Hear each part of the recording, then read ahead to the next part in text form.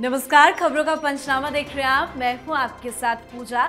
हम लेकर आए हैं देश और दुनिया की 5 बड़ी खबरें, जिस पे चर्चा के लिए मेरे साथ जुड़े में मौजूद हैं कैपिटल टीवी के एग्जीक्यूटिव एडिटर राजीव जी। सर, आपका बहुत बहुत स्वागत। धन्यवाद। सबसे पहले नजर हेडलाइंस पर। उपराष्ट्रपति चुनाव के लिए वोटिंग पूरी, राधाकृष्णन सुदर्शन रेड्डी के बीच मुकाबला। अब बस नतीजों का इंतजार, पर नतीजों से पहले इंडी गठबंधन ने मानी हार।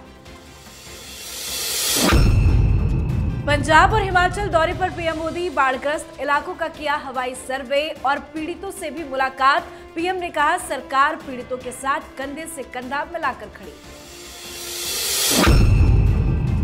झंझट क्रांति से नेपाल में तख्ता पलट, सड़कों पर जबरदस्त हिंसक प्रदर्शन, राष्ट्रपति का घर फूका, संसद भवन में लगाई आग, सुप्रीम कोर्ट में भी आगजनी। बवाल के बीच प्रधानमंत्री केपी शर्मा ओली और राष्ट्रपति ने दिया इस्तीफा। बिहार चुनाव को लेकर हलचल तेज, राहुल गांधी और खड़गे ने बिहार कांग्रेस की बुलाई अहम बैठक। आरजेडी संघ सीट बंटवारे में फंसा पेच, सीट शेयरिंग पर नहीं बन पा रही सहमति। मालेगांव ब्लास्ट मामले में पीड़ितों के परिवार पहुंचे बॉम्बे हाई कोर्ट। साध्वी प्रज्ञा समेत सभी 7 आरोपियों की बरी किए जाने को दी चुनौती। खबरों की शुरुआत में सबसे पहले बात उपराष्ट्रपति चुनाव की। देश के 15वें उपराष्ट्रपति के चुनाव के लिए वोटिंग प्रक्रिया पूरी हो चुकी है। वोटों की गिनती जारी है और बस थोड़ी ही देर में नतीजों का ऐलान भी हो जाएगा। चुनाव में कुल 781 सांसदों ने वोट डाला है। सबसे पहले पीएम मोदी ने अपने मत का इस्तेमाल किया, उसके बाद तमाम सांसदों ने वोट डाला। यह मुकाबला सीपी राधाकृष्णन और बी सुदर्शन रेड्डी के बीच में है, पर यह मुकाबला पूरी तरह से एक तरफा ही रह गया। बीआरएस और बीजेडी ने उपराष्ट्रपति चुनाव से किनारा कर लिया, तो वहीं लोकसभा में इकलौते सांसद वाले शिरोमणि अकाली दल ने भी पंजाब में बाढ़ के चलते वोट डालने से इनकार कर दिया। वाईएसआरसीपी के 11 सांसदों ने पहले ही एनडीए उम्मीदवार के पक्ष में वोट करने का फैसला कर लिया था। साथ ही क्रॉस वोटिंग के दावे भी किए जा रहे हैं। हालांकि अब सभी को नतीजों का ही इंतजार है। सर, चुनाव की तो प्रक्रिया पूरी हो गई है, क्या उम्मीद जताई जाए, नतीजे क्या होंगे? देखिए, नतीजे तो पहले से ही स्पष्ट थे। बस ये जीत कितनी बड़ी होती है और कितनी बड़ी फजीहत होती है राहुल गांधी के नेतृत्व वाले इस इंडी अलायंस की, ये सिर्फ देखने वाली बात होगी। क्योंकि इन लोगों ने उपराष्ट्रपति को चुनाव को भी प्रतिष्ठा का विषय बना लिया। जगदीप धनखड़ का इस्तीफा हुआ, उसके बाद इन लोगों ने उपराष्ट्रपति जगदीप धनखड़ के रहते हुए जो बातें कही कि नहीं उनको साजिश के तहत हटा दिया गया है, परेशानी पैदा हो गई थी, वो मोदी के खिलाफ चैलेंज कर रहे थे, तो ये सारी समस्याएं पैदा हुई। लेकिन उसके बाद उपराष्ट्रपति चुनाव की घोषणा हुई और जब कैंडिडेट एनडीए ने पहले तय किया तो इन लोगों से बातचीत की गई थी। राजनाथ सिंह ने बातचीत की, मल्लिकार्जुन खड़गे से भी बात करके कहा कि सर्वसम्मति से उपराष्ट्रपति का चुनाव हो जाना चाहिए। ये कैंडिडेट हैं सीपी राधाकृष्णन और हम आपसे भी उम्मीद करते हैं कि आप लोग भी समर्थन देंगे, क्योंकि आपके पास बहुमत है नहीं तो चुनाव में जाने का कोई फायदा नहीं। लेकिन इन लोगों ने अड़ियल रुख अपनाया और चुनाव में जाने का निर्णय लिया, तो इसलिए चुनाव कराना पड़ गया है। अब इन लोगों की फजीहत इसी बात के लिए है क्योंकि विपक्ष एकजुट दिखा नहीं, विपक्ष के सांसद एकजुट नहीं दिखे, कांग्रेस के अंदर भी कई समस्याएं दिखाई पड़ी। राहुल गांधी कैंपेन में नहीं आए और कांग्रेस के कोई भी बड़ा नेता ऐसा नहीं है जो इस बीच इंडी अलायंस के पार्टनर पार्टियों के सारे सांसदों से भी मुलाकात की होगी। दिल्ली में भी कोई ऐसी बैठक नहीं हुई। तो इसके बाद परिणाम तो सामने है।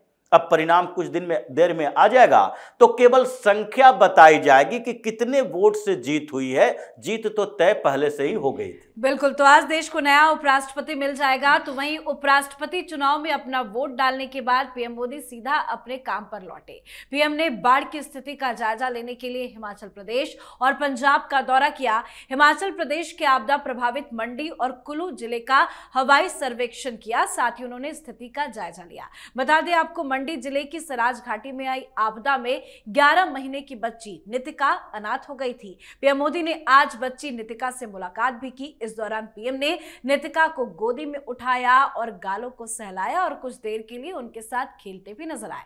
तो वहीं पीएम के पंजाब दौरे को लेकर सीएम भगवंत मान ने कहा कि मैं उनका स्वागत करता हूं, मेरी तबीयत ठीक नहीं है, वरना मैं स्वयं आकर उन्हें सभी बाढ़ प्रभावित क्षेत्रों का दौरा करवाता। पीएम ने राहत पैकेज का ऐलान करते हुए कहा कि भारत सरकार इस दुखद घड़ी में प्रभावित लोगों के साथ कंधे से कंधा मिलाकर खड़ी है। सर, हिमाचल और पंजाब का दौरा पीएम मोदी का कैसा रहा? देखिए, दोनों जगह पर दौरा किया, रिव्यू किए, मुख्यमंत्री सुक्खू के साथ भी बैठकर बातचीत की, एनडीआरएफ एसडीआरएफ की टीम से मिले और सारे जायजा लेने के बाद कहा कि किस तरीके से आगे यहां पर रिकंस्ट्रक्शन किए जा सकते हैं। पंजाब में ज्यादा खराब स्थिति है, वहां पर फसल को लेकर उन्होंने सीधे तौर पर कहा कि पहली प्राथमिकता है जितने गाद हैं जमे हुए उन सबको हटाना है, खेतों को फिर से फसल उगाने योग्य बनाना है, लोगों को सही जगह पर पहुंचाना है और इसके बाद जो बीमारियां पैदा होगी, क्योंकि बाढ़ की समस्या खत्म होते होते पानी जो जमे हुए हैं उससे बीमारियां पैदा होगी, उससे निपटने का भी उपाय करना है। अब दोनों जगह पर सरकार किसकी है?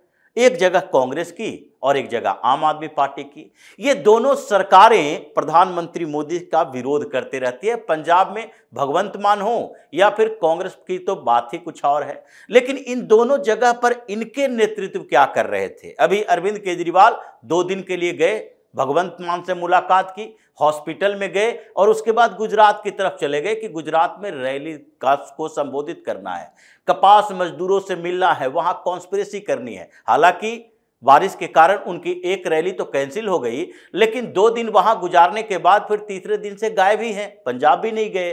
दूसरी तरफ राहुल गांधी, प्रियंका वाड्रा, सोनिया गांधी, इन तीनों को देखिए, कोई भी कांग्रेस का शीर्ष नेतृत्व जो मांग कर रहा है, डिमांड कर रहा है कि केंद्र सरकार पैकेज दे, विशेष पैकेज दे, पंजाब भी मांग कर रहा है। और इस मांग में इन लोगों की बेशर्मी देखिए कि पंजाब के तरफ से ये आम आदमी पार्टी के मंत्री कह रहे हैं पहले बकाया दो केंद्र सरकार वाला, 80 करोड़ रुपया हमें चाहिए, 80,000 करोड़ रुपया चाहिए, जिसमें से 60,000 करोड़ हमारा बकाया है।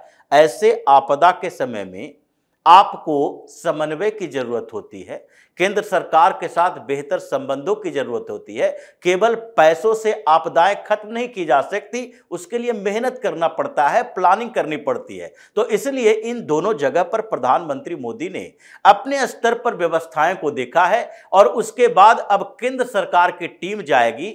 एग्रीकल्चर मिनिस्टर शिवराज सिंह चौहान पहले जा चुके हैं पंजाब में कि वहां पर किसानों की जो समस्या होगी, जितने फसल का नुकसान हुआ है, उसकी पूर्ति के लिए और उनके समस्याओं के निदान के लिए केंद्र सरकार क्या क्या कर सकती है, ये सारी प्लानिंग तैयार है। लेकिन इन राज्यों में जिनकी पार्टियों की सरकारें हैं, उनके नेता दिल्ली में बैठकर कॉन्स्पिरेसी करेंगे, लेकिन ये राहत काम में उन जगहों पर जाकर सर्वे करने में, वहां की स्थितियां देखने में ये हमेशा से नाकाम ही रहते हैं। जी, अब बात नेपाल से आई बड़ी खबर की। नेपाल की सरकार अस्थिर हो गई है। सोशल मीडिया बैन के खिलाफ शुरू हुए आंदोलन ने तख्ता पलट का रूप ले लिया है। आज प्रदर्शनकारी संसद भवन में घुस गए और आगजनी की। काठमांडू की सड़कों पर आक्रोश इस कदर देखा गया कि नेपाल के वित्त मंत्री को प्रदर्शनकारियों ने सड़क पर दौड़ा दौड़ा कर पीट दिया। पीएम और राष्ट्रपति के प्राइवेट आवास को कब्जे में लेकर आग लगा दी गई। गुस्सा बस सरकार के खिलाफ नहीं देखा गया, बल्कि सभी दल के नेता निशाने पर रहे।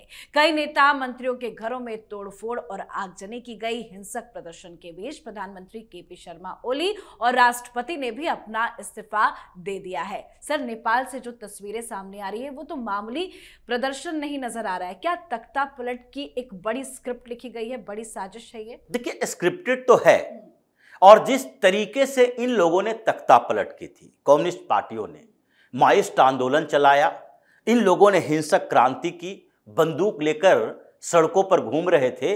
उस समय भी राजशाही को खत्म करने के लिए इन लोगों ने भी पीसफुल प्रोटेस्ट नहीं किया था, इन लोगों ने भी हिंसात्मक क्रांति ही की थी। और कम्युनिस्ट पार्टियां उस समय एकजुट हो रही थी, तो माओइस्टों के साथ मिलकर अलग अलग क्षेत्रों पर कब्जा कर रहे थे कि दुनिया में जैसे कम्युनिस्ट क्रांतियां हुई है, रूस में हुई थी, उसी तरीके से यहां भी कर लेंगे। जैसे माओ चला था चाइना में, पूरे चाइना पर कब्जा करने के लिए, उसी तरह से यहां भी कर लेंगे और वही तरीके अपनाए गए।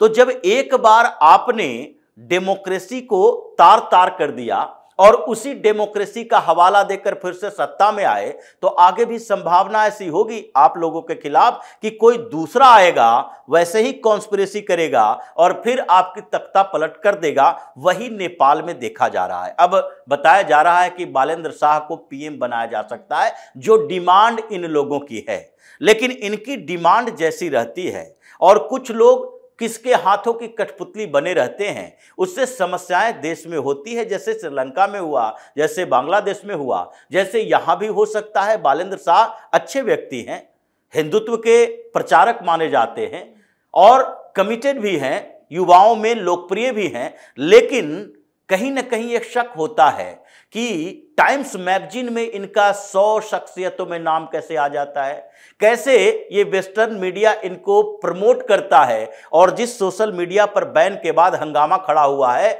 वो वेस्टर्न मीडिया और वेस्टर्न कंट्रीज, अमेरिका जैसे देश, इन सब ने मिलजुल कर उस सोशल मीडिया पर इनका नाम आगे बढ़ाया। और बालेंद्र शाह अगर आगे प्रधानमंत्री बनते हैं इस हिंसक क्रांति से, तो उसके बाद नेपाल के लिए भी बड़ी समस्या होगी, क्योंकि आगे भी कॉन्स्पिरेसी चाहे प्रचंड कर ले, ओली कर ले, कम्युनिस्ट पार्टियां कर ले, माओइस्ट कर ले, आगे भी वैसे ही कॉन्स्पिरेसी होती रहेगी। बिल्कुल। तो नेपाल में तख्ता पलट एक बड़ी साजिश का हिस्सा है। भारत की सरकार भी नजर बनाए हुए है। अब बढ़ते हैं आगे। बिहार में विधानसभा चुनाव को लेकर सियासी हलचल 7वें आसमान पर है। बैठकों का दौर जारी है। हाल ही में दिल्ली में गृह मंत्री अमित शाह की अध्यक्षता में बीजेपी की बैठक हुई, तो जेडीयू की बैठक भी दिल्ली में हुई। तेजस्वी यादव ने भी पटना में बैठक की है। वहीं आज दिल्ली में बिहार कांग्रेस की अहम बैठक बुलाई गई। कांग्रेस आलाकमान ने बिहार प्रदेश इकाई के वरिष्ठ नेताओं की बैठक बुलाई, जिसमें सीट शेयरिंग और चुनावी रणनीति पर मंथन किया गया।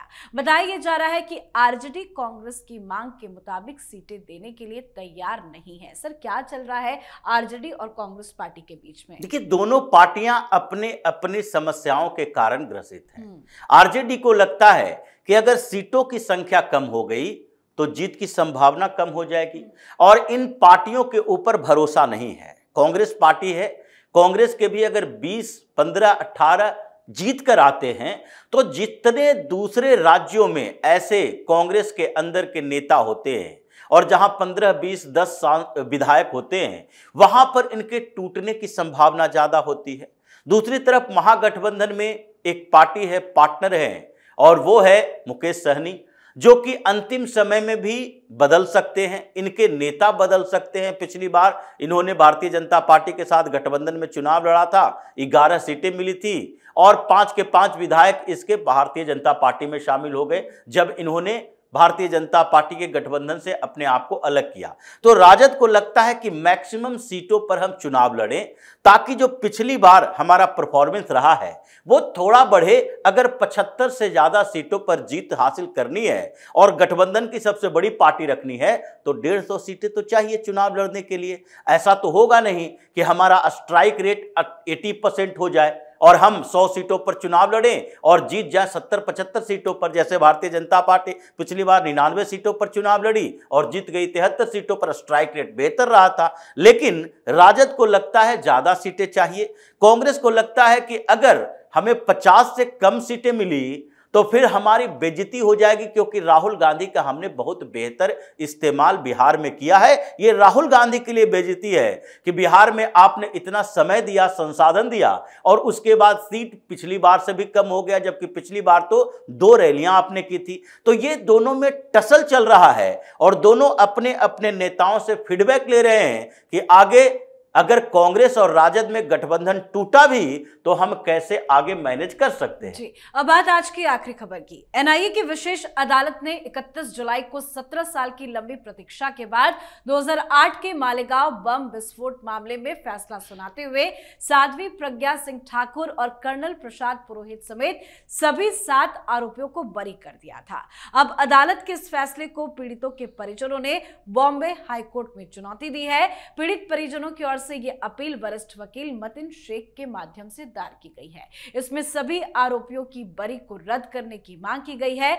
अपील में यह भी आग्रह किया गया है कि कुछ प्रमुख गवाहों की दोबारा गवाही कराई जाए और उन साक्ष्यों को पुनः जांच भी की जाए। सर, जब फैसला कोर्ट का आ चुका है तो दोबारा ये कोर्ट क्यों पहुंच गए? देखिए, इन लोगों ने बहुत सोच समझकर ये फैसला लिया। कुछ समय तक इंतजार करते रहे, क्योंकि ये वकील शेख जो है या फिर वहां के पीड़ित परिवार, जिन लोगों के कुछ लोग मारे गए उस बम ब्लास्ट में, मालेगांव ब्लास्ट में, तो उन लोगों को क्या उस समय पता नहीं चला जब ये फैसला आया एनआईए कोर्ट का, स्पेशल कोर्ट का? उसके तुरंत बाद ये हाई कोर्ट में जा सकते थे। इतना 25 दिन 30 दिन का इंतजार करने की क्या जरूरत पड़ी? मतलब साफ दिखाई पड़ रहा है कि मालेगांव ब्लास्ट में इन लोगों को फंसाने की सबसे बड़ी साजिश कांग्रेस ने की थी और दिग्विजय सिंह जैसे लोगों को मौका मिला था भगवा आतंकवाद की बात करने का। अब इतने दिनों तक ये शांत रहे, अचानक से कुछ नेताओं की मुलाकातें हुई और कहा कि हाई कोर्ट में जाओ।